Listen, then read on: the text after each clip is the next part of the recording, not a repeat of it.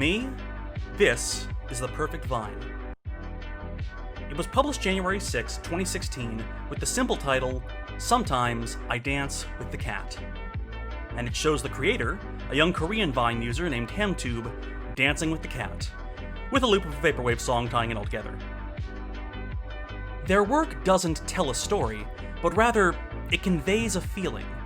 The simple joy of being home alone. Or it did. Being home alone means something different in the year 2020. I just want you to know that I miss you and I love you. Can't wait for the shit show to be over so that I can touch people, drink with people, and have the best life ever. It's you too, Tracy. One of the ways that Vine shows its age. Because yes, Vine is no longer. The social media app which let users publish looping 6.4-second videos closed its digital doors in 2017 after 4 years of hosting some of the most creative content online. At its peak, it hosted 200 million users. Vine users gave us the adjective fleek, Abraz on fleek, the fuck? and the verb to yeet, and memes, What are those? which found their way What are those? They are my Crocs. into Academy Award-winning films. And what are these? The real question is, what are those? Wakanda has Vine, it's canon. But alas, Vine is no more. It stopped accepting uploads in 2016, shut down in 2017 to be archived, and then that archive ended in 2019. All of the Vines that will be used in this video were pulled from fan compilations on YouTube, which now fill my recommendations, and I could not be more satisfied with that. Vine itself now exists in the liminal cyberspace where dead sites go. The many Vine stars went to other platforms and had to adjust to the expectations of a new, unfamiliar video landscape. I can relate. Vine is now the past, and can thus be historicized. So, what might Vine's place in history be? Is it significant? Is it art? And most importantly, is Vine cinema?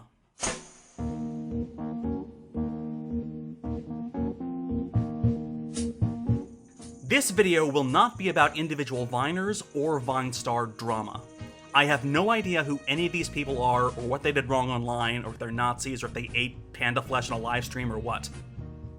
All I know is, I will never not laugh at Renata Bliss, freestyle dance teacher. Hi, I'm Renata Bliss, and I'm your freestyle dance teacher. I despise the Hurricane Tortilla kid. Whoa!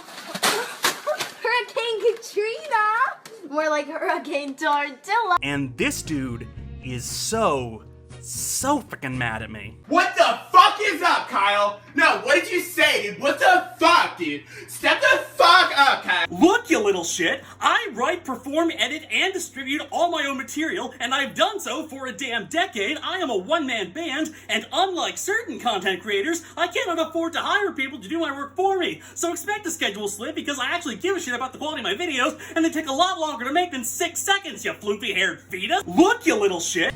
And I should confess, I've never had Vine on my phone. Never kept up with the so-called Vine stars.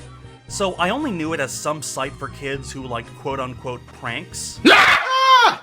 Stop! I could've dropped my croissant! and other hilarious nonsense. A potato flew around my room before you came. So while it existed, I kind of only thought of it as the logical extension of earlier, cruder comedy sites like You're the man now, dog. You're the man now, dog. You're the man now, dog. You're the man now, dog. You're the man now, but dog. the content of goofy home video footage, like this show, unfortunately buried in my infant brain. Of course, unlike America's Funniest Home Videos, Vine was not constrained by copyright law. I'm so tired of being here. Or network TV censors. Fuck you. Or the need for a host segment with a neutered Bob Saget. Kids don't always need expensive toys either. They'll play with anything they can get their pudgy little fingers on.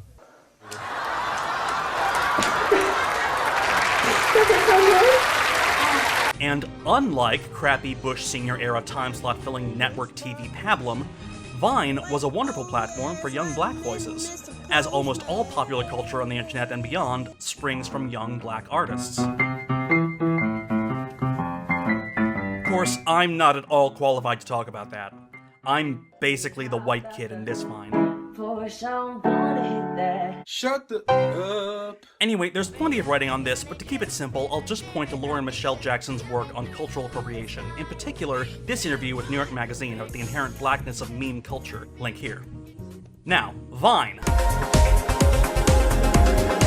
For those unfamiliar, the genres of Vine are many, including but not limited to, obviously bad ideas. Back at it again at Krispy Kreme. Saying things wrong. Get to Del Taco. They got a new thing called free shavacadoo. Free shavacadoo. Totally random. Hi, welcome to Chili's. Dad jokes for extreme teens. Road work ahead? Yeah, I sure hope it does. Awkward. I love you, bitch. Oh my god. I ain't gonna never stop loving you, bitch. I got something to say.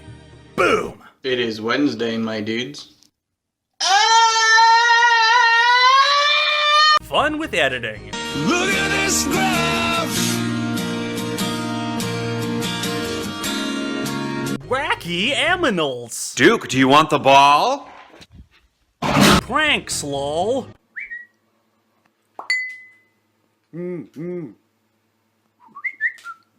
And kids Vine the darndest things. Look at all those chickens. And like all new technologies, the avant-garde of Vine has always been a children's crusade. I'm in my mum's car. Broom, broom. Get out my car. And thus, it has generally led people outside of traditional academic circles to explain this new art form. People outside traditional academic circles, meaning YouTubers. Here's an idea. Vine is the future of cinema. The only good YouTuber, Mike Rugnetta, once made an April Fool's Day video about how Vine was the future of cinema. It's only a matter of time before the Vine becomes the go-to format for storytelling, because of reasons. Insert quote here. It's science. It was only an April Fool's Day joke, but I wish he'd gone more into depth about it.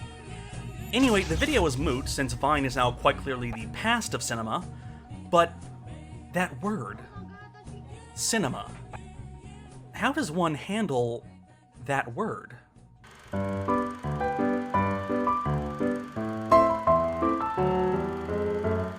Let me begin by acknowledging the sensitive subject of the precise definition of cinema. Or at least it was a sensitive subject when a globally renowned champion of world cinema in all its forms said that he was too old for the dumb, fun action flicks all the kids like. Something to like them. First of all, I haven't seen many.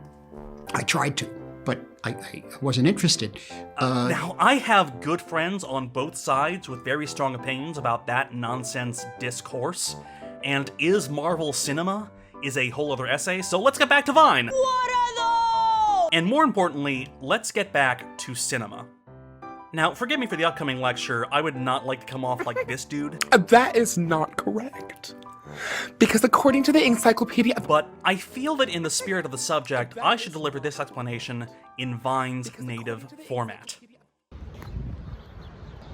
Shot outdoors on an iPhone with a selfie stick. Now, the word cinema dates back to 1899. It was first coined by the French brothers Auguste and Louis Lumière, who created the cinematograph, their invention which allows photographs to be shown at a quick rate, giving the illusion of movement. It's from the Latinized form of the Greek words kinemat, meaning to move, or kinein, I guess would be the Greek word, to move, and graphein, to write. So kinein, to move. Even in modern Greek, kino means movement. The most direct English translation of the word cinema is movie. It's just Greek for movie, you drama queens. What the fuck is up, Kyle? No, what did you say? What's even more ridiculous about the what is cinema debate is that the creators of the word probably wouldn't agree with most modern definitions of it. Cinema today is a weighty word denoting high art. The Lumiere brothers never thought of it as high anything. Louis Lumiere famously declared that the cinema is an invention without any future. Well, here we are in the future, still with cinema. still trying to figure out what it is and isn't. So why care about the definition? Because the moving image is a young medium compared to the other arts. In the 19th century, Georg Hegel developed a hierarchy of 5 classical arts: architecture, sculpture, painting, music, and poetry, a grouping that stayed with European scholars for the rest of the century. Early film scholar Ricciotto Canudo was the first to argue that cinema should be seen as the 6th art, putting it among these 5 classical orders. Then he remembered, oh yeah, dance exists. So then he made that the 6th art, and then he made film the 7th art, because all hierarchies are made up and arbitrary. Because of this, to this day, French speakers still call film the 7th art. Today, the debate over what is or is not cinema seems to be about quality and taste and class and all that, but we've forgotten that the original question of what is cinema was something more like, what makes cinema different from painting, or sculpture, or music, or theater? What makes it unique from other mediums? The early conclusions were that all cinema, from the photographic studies of Muybridge on, has been built on studies of motion.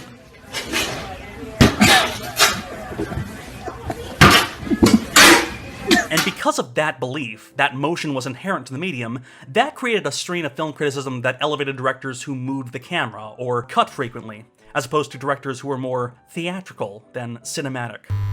And that debate has morphed over a century into a completely meaningless blustering of nerdy egos. So let's just bypass the question and say, yes, Vine is cinema. Marvel is cinema. The internet is cinema. If it's a moving image with accompanying sound, it's cinema. Now, what kind of cinema is it? 6-second narrative has a leg up on all 7-second and longer narrative because it's fast and easy to consume, and doesn't involve bothersome stuff like tension, progression, or development. Rugnetta joked about Vine being the future of cinema, but Vine is arguably cinema's past. In fact, the cinema that Vine most resembles is the cinema of the brothers who created the word cinema. Short, humorous, or thrilling scenes to be shown as a fun novelty. Most early cinema was this short, though there was no sound, and it couldn't go viral. Though imagine if it could. Like, imagine some turn-of-the-century dandy with a smartphone turning to his buddy, "Oh, dadgum, you haven't seen Fred Ott sneeze? Oh, I gotta show you Fred Ott sneeze!" Oh, look, he sneezed! Cinema! We're used to thinking of cinema, thinking of movies. They are the same thing. We're used to thinking of them as big, multi-hour stories. But we could just as easily see them as collections of 6-second feats. After all, 6 seconds is all you really need to make an iconic movie moment.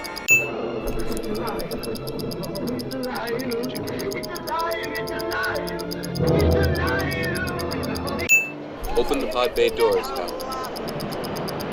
I'm sorry, Dad. I'm afraid I can't do that. Heineken! Fuck that shit!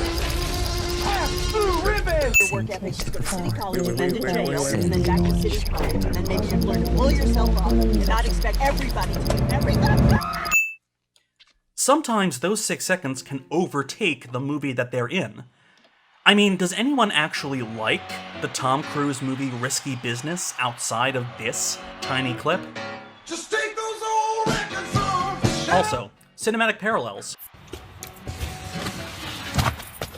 Good evening. But still, that quality exists in Vine as it does in feature films. The beauty of a moment, the beauty of a person, captured forever. Who is she indeed? Very cinematic. As the best Vines are. And Vine culture knew this. As with all cinema, Vine captured a moment in time to be expressed again and again and again. For Vine's place in cinema history, well, Eisenstein wrote volumes trying to explain montage theory. Von Trier tried to boil it down to 10 rules to follow, which he then did not follow.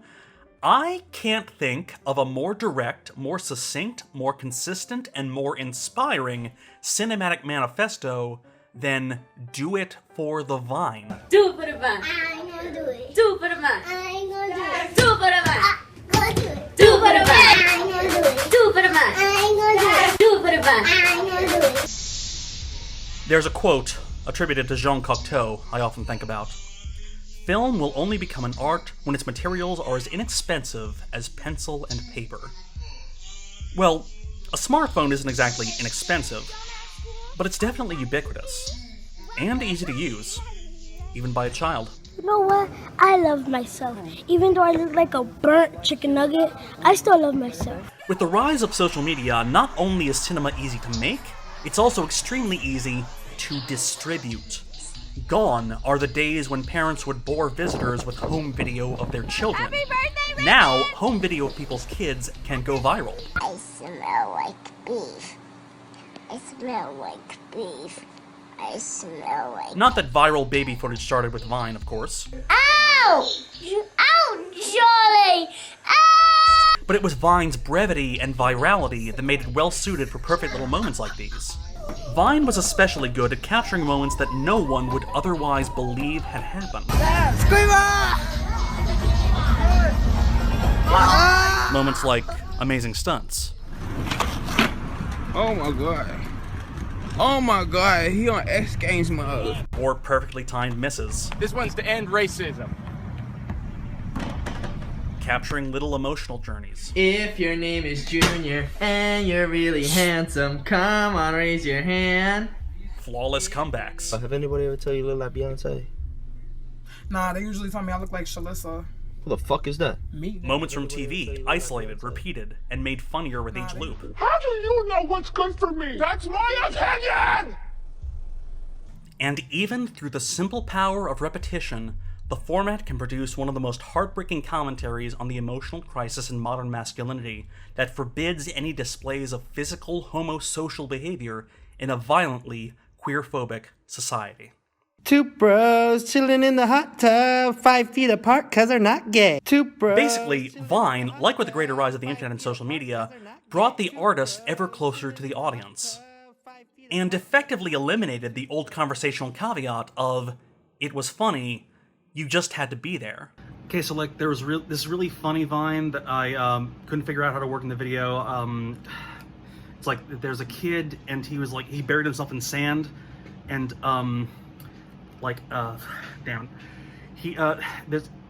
he said, I'm the sand guardian, the guardian of the sand, Poseidon quizzes before him, and then he like cuts to the other guy and says, fuck off, and it was really funny. It was funny. Or I could just play it. And the sand guardian, guardian of the sand. Poseidon quivers before him! Fuck off! And the spirit of Vine continues. TikTok has been touted as the popular successor to Vine, even by people who use TikTok. Even when Vine died, the audience and artists it fostered continue. I'm in the ghetto. Ra-ta-ta-ta. Ra-ta-ta-ta.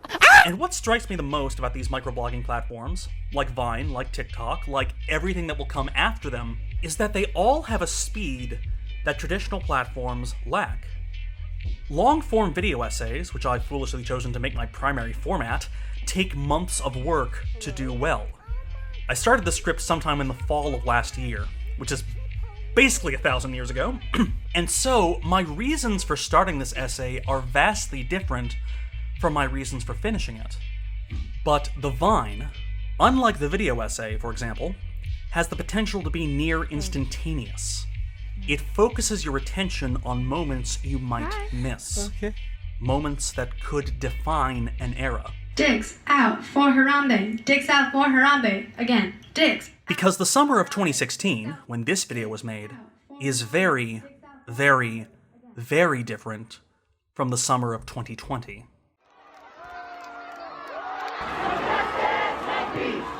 Prosecute the police!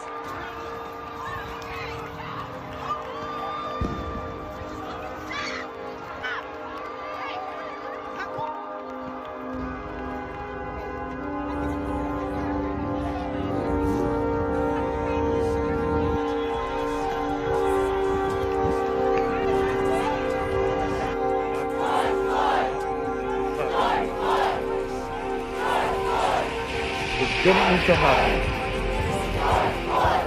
This could have been prevented. This could have been prevented. There were people injured out there. And you could have prevented it. But you chose not to. You did that. You have to live with that.